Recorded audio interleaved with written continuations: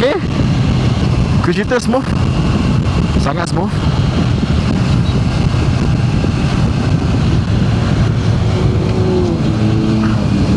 Auto beeper pun smooth. Auto beeper pun smooth. Mantap Pak Abu. Braking system mantap. Cuma aku rasa motor macam ni kena bagi, motor berat macam ni kena bagi braking yang lebih baik lah. Sebenarnya aku rasa kalau laju ni dia agak kurang ni, kena pakai brake depan belakang. Tapi sedap guys. Weh, teracun juga ni.